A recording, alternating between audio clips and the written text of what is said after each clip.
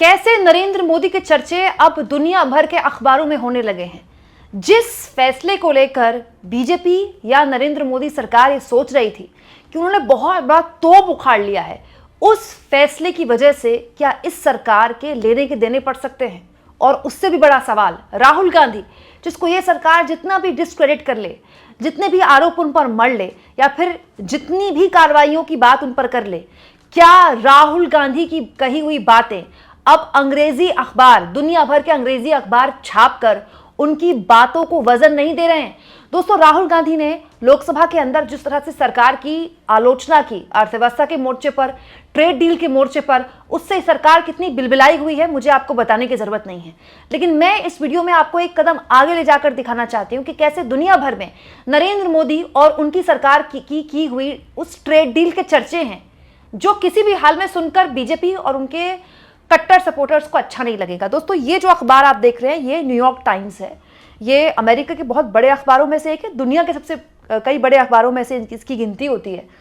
उसने एक खबर बकायदा छापी है दोस्तों, जिसकी हेडलाइन बताती है कि ट्रंप की ट्रेड डील इंडिया के साथ मोदी का सिरदर्द बन चुकी है। Trump's trade deal with India has become a headache for Modi. मतलब ट्रंप ने जो ट्रेड डील की भारत के साथ, दोस्तों बकायदा अंग्रेजी अखबार के पत्रकार एलेक्स ट्रेवेली ने विस्तार से बताया है कि कैसे ये ट्रेड डील जो हुई, शुरुआत में मोदी सरकार को लगा कि उन्होंने एक बहुत बड़ी ट्रेड डील क्रैक कर ली है, जिसको मीडिया ने इस तरह से बताया भी।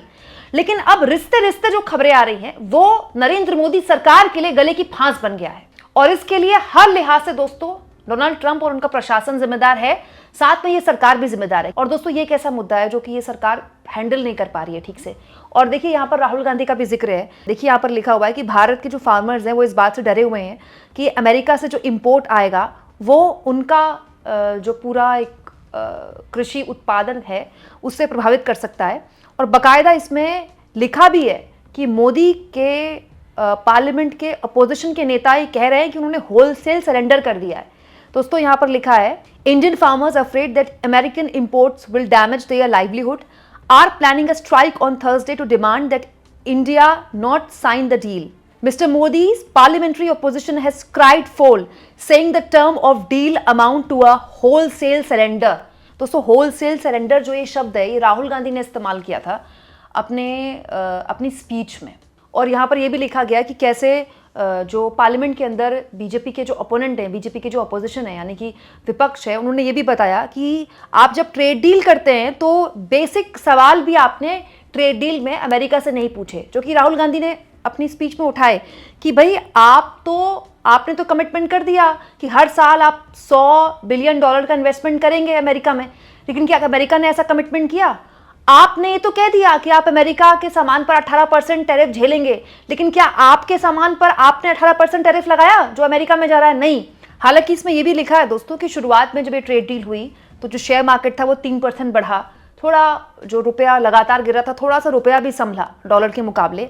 लेकिन उसके बाद जैसे जैसे नेगोशिएटर्स ने, अमेरिका की तरफ से जो नेगोशिएटर्स थे, उन्होंने जो फैक्ट चेक शीट शेयर करनी शुरू की, उसने विवाद बढ़ा दिए। कैसे हुआ क्या दोस्तों? अमेरिका की तरफ से पहली फैक्ट चेक आई इस डील पर, जिसमें अमेरिका ने कुछ बातें बोली जो कि बहुत चिंताजनक थी। जैसे अमेरिका की तरफ से जो पहली फैक्ट चेक आई, उसमें बताया गया कि कुछ पल्सेस भी, यानी कि कुछ दालें भी अमेरिका की भारत ने अलाउ कर दी हैं।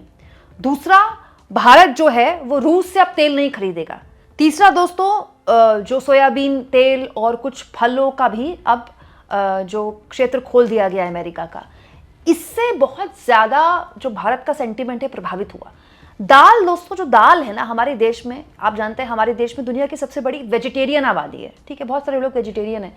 तो हमारे देश में दाल जो है अभी भी मुख्यतः प्रोटीन का एकमात्र सोर्स है, क्योंकि हर आदमी टोफू नहीं खा सकता, पनीर नहीं खा सकता, तो दाल से हमारे देश का आदमी प्रोटीन लेता है। दाल चावल हर घर में बनता है। तो अगर दाल भी बाहर से मंगानी पड़ रही है तो ये कितनी शर्मनाक बात है। तब जब केंद्र की मोदी सरकार के मंत्री शिवराज सिंह चौहान कुछ दिन पहले ही इस बात पर अपनी सरकार की तारीफें कर रहे थे कि देखिए अब हम दाल पर पूरी तरह से आत्मनिर्भर हो गए। तो आपकी सरकार कह रही कि दाल पर हम आत्मनिर्भर हो गए, और फिर आपकी सरकार ने ऐसी ट्रेड डील कर ली जिसमें दाल मंगाने पर सहमति जाहिर कर दी आपने। हालांकि इसके बाद विवाद हुआ और अपनी फैक्ट शीट को अमेरिका ने सुधारा।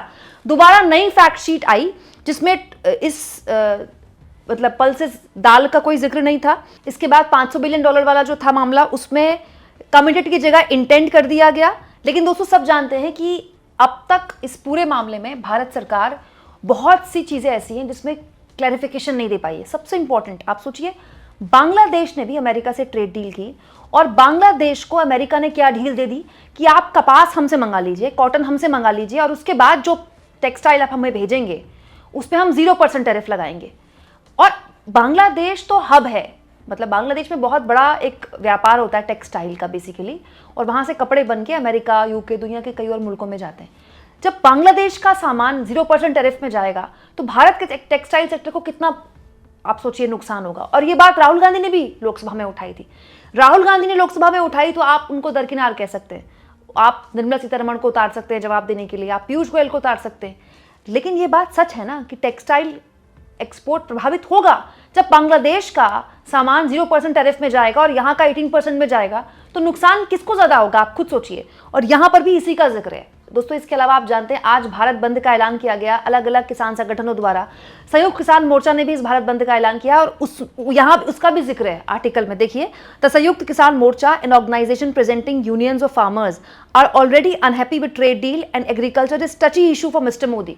मतलब यहाँ विदेश में जो आर्टिकल छप रहे हैं उसमें भी बताया जा रहा है कि किसान जो है भारत का वो खुश नहीं है मोदी से कि उन्होंने किस तरह की ट्रेड डील कर ली है। और दोस्तों इसके अलावा इस आर्टिकल में भारत की फॉरेन पॉलिसी को लेकर भी बहुत ब्रॉडर तरीके से लिखा गया है कि यहाँ पर देखिए, अजय श्रीवास्तव को कोट किया गया है जो कि इंडियन फॉर्मर ट्रेड ऑफिशियल हैं और इंडिपेंडेंट थिंक टैंक हैं न्यू दिल्ली के। बाकायदा इन्होंने भी इसमें यही लिखा है और जो कि हुआ भी है दोस्तों। हमारी जो फॉरेन पॉलिसी ले रही है बहुत इंडिपेंडेंट रही है। अमेरिका क्या चाहता है, रूस क्या चाहता है, इससे हमें फ़र्क नहीं पड़ता, हम अपने हिसाब से चलते हैं। आज नहीं, नेहरू के ज़माने से। लेकिन जिस तरह से अमेरिका डिक्टेट कर रहा है भारत को कि आप रूस से तेल नहीं खरीदेंगे, और रूस से तेल खरीदना हमने बंद कर दिया। ये सच है कि हम नवंबर दिसंबर से हमने जो रूस से तेल खरीदा वो ऑल टाइम लो है और उसके बाद ही टैरिफ हटाए हम पर। मतलब इसमें कोई ऐसी बात नहीं है कि अब कोई छुपी हुई बात नहीं है, सरकार उसको स्वीकार करे या ना करे। ये सच है कि हमने रूस से तेल खरीदना बंद कर दिया है। ये पहले कभी नहीं होता था, अब हो रहा है। और दोस्तों ये जो अमेरिका के अखबार हैं, अगर वो बता रहे हैं कि अमेरिका के साथ की गई ट्रेड डील मोदी के लिए हेडेक बन गई है, मोदी के लिए सिरदर्द बन गई है, तो आप सोचिए इसकी तपिश राजनीतिक तौर पर मोदी को कितनी झेलनी पड़ेगी। कहाँ है प्रधानमंत्री? जब भी उनकी सरकार संकट में पड़ती है, जब भी बैकफुट पे होती है उनकी सरकार, प्रधानमंत्री गायब हो जाते हैं। राज्यसभा में पीएम ने भाषण दिया, राष्ट्रपति का भी भाषण में, उनके उस भाषण में अमेरिका के साथ जो ट्रेड डील हुई है इसकी कोई बारीकी थी, कोई जानकारी थी इन बातों को लेकर जिस पर आर्टिकल्स छप रहे हैं, जिस पर राहुल गांधी बात कर रहे हैं? पीएम आए, 1.5 घंटे का भाषण दिया, खत्म। और अब पीएम फिर अलग अलग राज्यों में प्रचार में उतर जाएंगे और फिर वही हिंदू मुसलमान वाली बातें होंगी। सरकार को ये लगता है कि ये बात आई गई हो जाएगी, मतलब लोग भूल जाएंगे, आगे बढ़ जाएंगे। लेकिन सरकार ये भूल गई कि ये कोई हिंदू मुसलमान का मुद्दा नहीं है कि कोई मुद्दा हुआ और लोग भूल गए। लोगों की जेब पर जब प्रभाव पड़ेगा, टेक्सटाइल इंडस्ट्री जब प्रभावित होगी, जब किसानों को फर्क पड़ना शुरू होगा, जब लोगों को समझ में आएगा कि यार ये क्या ट्रेड डील कर ली, इसमें ये पेचीदगियां गलत कर ली सरकार ने, तब सरकार को लेने के देने पड़ सकते हैं। राजनीतिक तौर पर सरकार एक ऐसे भंवर में फंस रही है ना इस ट्रेड डील की वजह से, जिसपे उसका परसेप्शन बहुत बुरी तरह से धूमिल हुआ है। कोई भी जानकारी भारत सरकार से नहीं मिलती, अमेरिका से मिलती है। 2, ट्रंप हर लिहाज से मोदी से वो सब कुछ करवा रहे हैं जो वो करवाना चाहते हैं, लेकिन मोदी कुछ नहीं करवा पा रहे जो वो करवाना चाहते हैं। ये आर्टिकल भी उस ओर इशारा करता है और इस वक्त जो सरकार जिन हालातों में फंसी है, संसद के अंदर हो चाहे बाहर हो, वो भी उसी ओर इशारा करते हैं। आपको क्या लगता है? कमेंट बॉक्स में जरूर लिखें।